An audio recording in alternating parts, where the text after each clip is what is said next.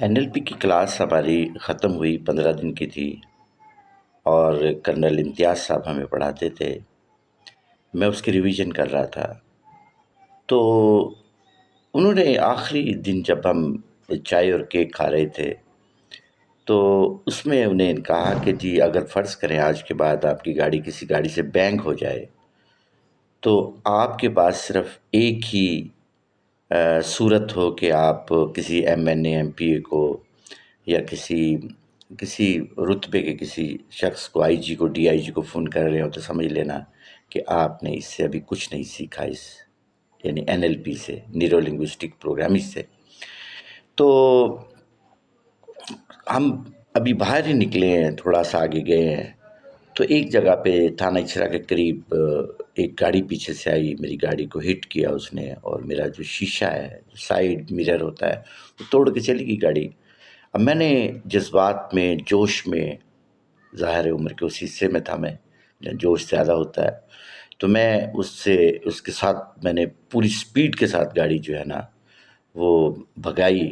جب بہت آگے چلے گئے اسٹیڈیم کے پاس تو میں نے اس گاڑی کے آگے گاڑی لگا لی اور وہ کہنے لگا، اس نے ہاتھ جوڑ کے کہا کہ سر مجھے ضرورت بہت ہے، میں جلدی جا رہا ہوں، ذرا پلیز آپ اپنا مجھے کارڈ دیجئے، یہ میرا کارڈ ہے.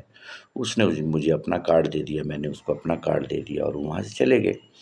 جیسے ہی 1-2 گھنٹے کے بعد میں گھر پہنچا تو فون آ گیا، کہنے لگا سر آپ راؤ اسلم صاحب بول رہے ہیں؟ میں نے کہا جی بالکل.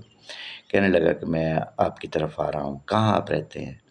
تو میں نے اس کو ایڈریس بتایا اور وہ میرے ایڈریس پہ آ گیا. اس کے ہاتھ میں 1 کلو مٹھائی کا ڈبہ تھا اور مجھے کہنے لگا کہ سر میری سسٹر تھیں، ان کو بیٹی بیٹا ہونے والا تھا، اللہ کریم نے ان کو بیٹی عطا کی ہے تو میں نے ان کو بلڈ دینا تھا، تو جس کی وجہ سے میں ٹائم پہ جانا پہنچنا میرا ضروری تھا، تو آپ مجھے معاف کر دیں اور دوسرا آپ مجھے بتائیں کہ آپ کا نقصان کیا ہوا تھا.